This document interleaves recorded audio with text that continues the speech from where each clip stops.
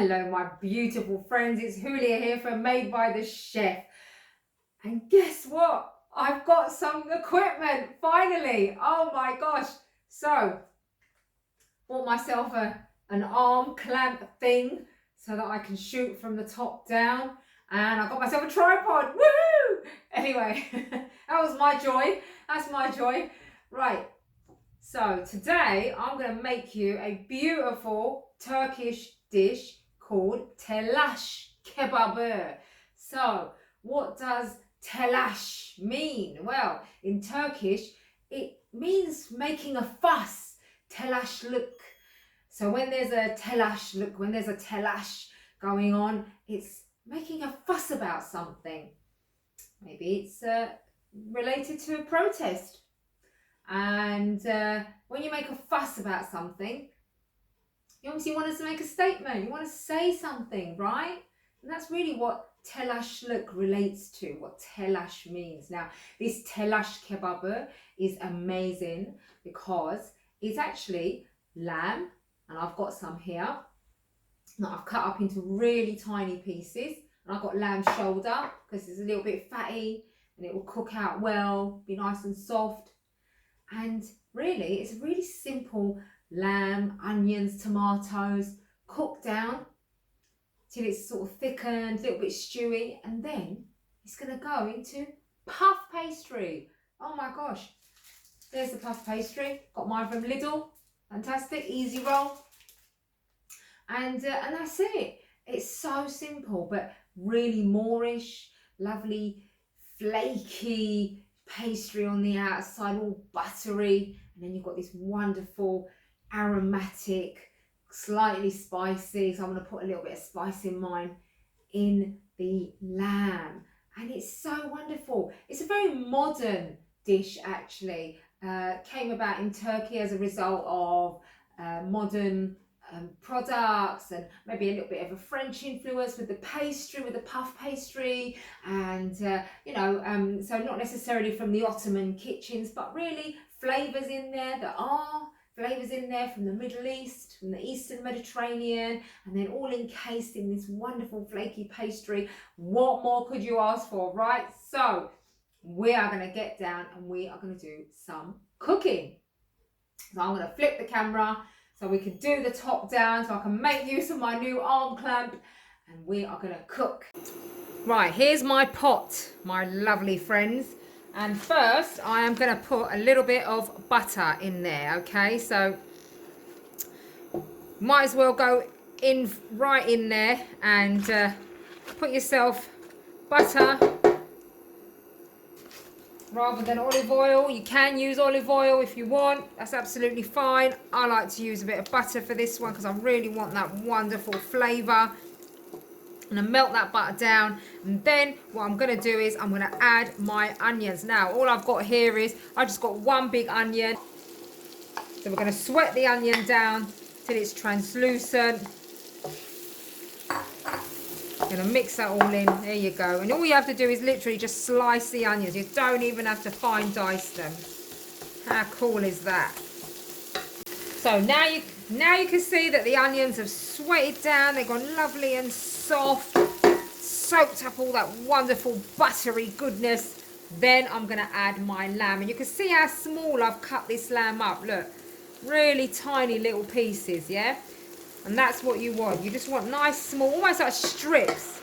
So my lamb was cut into sort of kebab cube sort of size pieces. And then what I did was I just shredded them into even smaller pieces.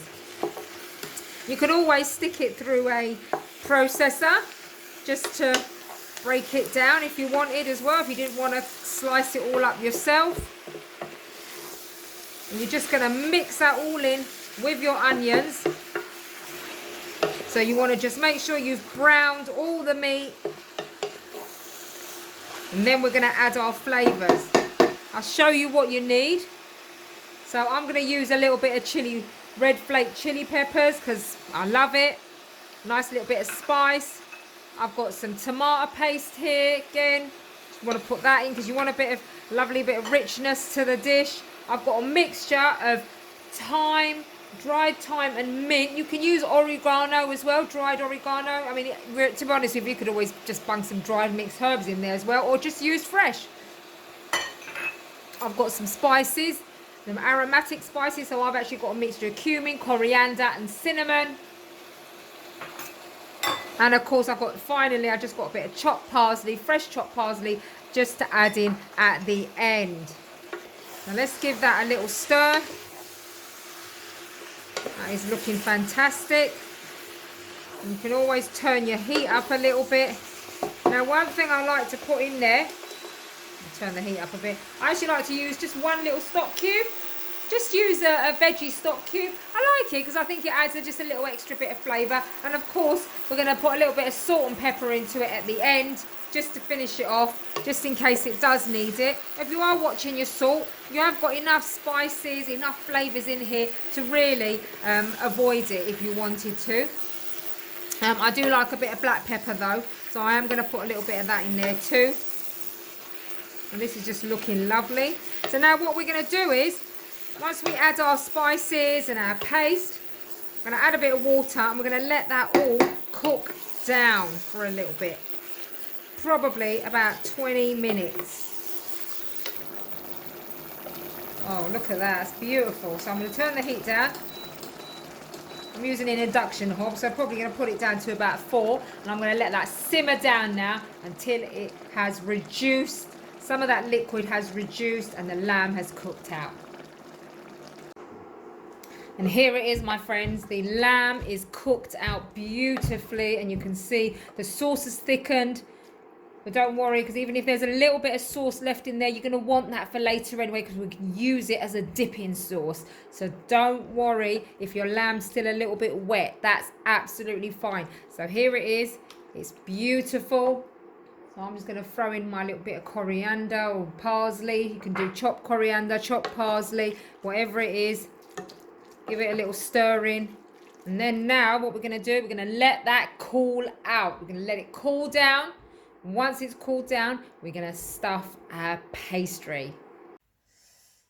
Okay, my beautiful friends, now we are here to make our little parcels. We are going to finish off the Telas Kebabi. So I've got the camera tilted down. I'm going to show you. I've got puff pastry here. And this is ready rolled puff pastry. So easy. Just fire it in the packs. Amazing. Now what you're going to do is you're going to cut it into squares. So, or as square as you can get it. Now, what I find is quite easy is that you just fold it over. Just give it a little press. Fold it back. And that'll give you a nice little square right there. And then you can just cut along that line. Now don't drag your knife, just lift your knife and cut each part. And then what you're going to do, you can place them on top of each other. And in fact, you know what, in the shops these days, I've actually seen that you can buy puff pastry already cut in squares. Oh my gosh, talk about make life easy for ourselves. Love that. So now I'm going to just fold it over like that. That way it will give us a sort of idea of the squares that we're cutting. They're quite big. That's all right because you want a nice mouthful. Love it. And there you go. So there's all our squares. And that's only on one roll. Now, I'll put that down. Get the square to show you. And what you're going to do is, you want to actually stretch it out a little bit. So you want to just stretch it out, just like that. Give it a good stretch. That way you're going to get a nice mouthful of lamb. And you can always roll it as well, but hey, I like to use my hands. Make sure you don't get too much liquid. You want to pop that in. And if you want, you don't have to do this, but if you fancied it, put a little bit of cheese in there. Give it an extra little bit of flavour. and you bite into it, you've got that nice bit of cheese. Actually, mozzarella's good for this one because when you bite into it, you get that nice little stringiness coming out. But I got a little bit of cheddar, like a little bit of cheddar. And then what you're going to do is you're just going to fold over opposite corners. Really stretch them over to secure it in. And you can just press them down with your fingers. You can always put a little bit of egg wash if you wanted to, just to stick that bit there, okay? You don't have to. Again, fold that over the other two corners. Get them down. Press them. Because then what you're going to do is you're going to actually turn this upside down. Well, you could say it's the right way up. And that is your parcel. That is going to go in your tray, like so. And then what we're going to do is we're going to brush them with the egg yolk, pop them in the oven, and they are going to bake.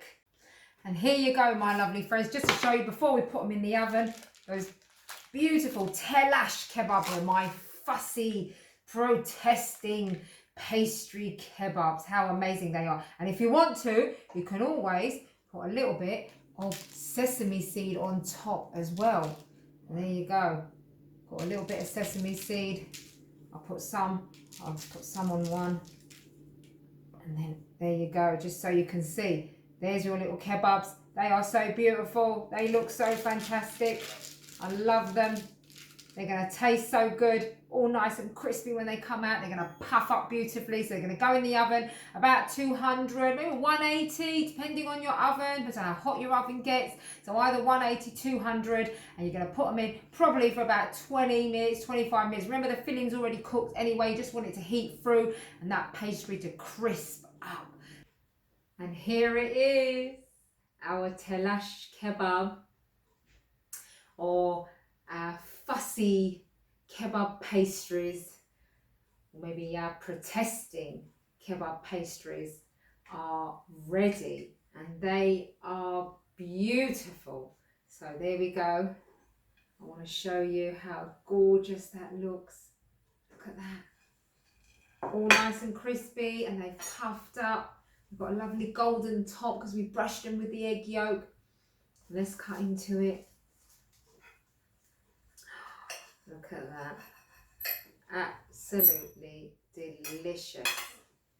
The lamb inside. Oh, little cheesy top. There you go. I'll give you a close up in a minute. And I have to have a little taste. Like that. Oh yeah.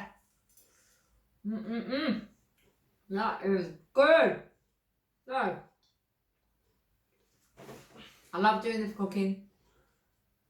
I love doing everything I'm doing because it's all about creating change. It's all about transformation, you know? When we all come together, when we're all in solidarity, when we all have the courage to say something we're not happy about, that's when we can make changes and we can make transformation. You can join me, Julia at madebythechef.com, to hear more about how I use cooking and sharing stories to create those changes and transformation. You know, you can go out there and you can stand with your friends and stick together and show the world that we are all one and that we should all be together as one. Have a wicked day. Thanks for watching, and I'll see you again soon.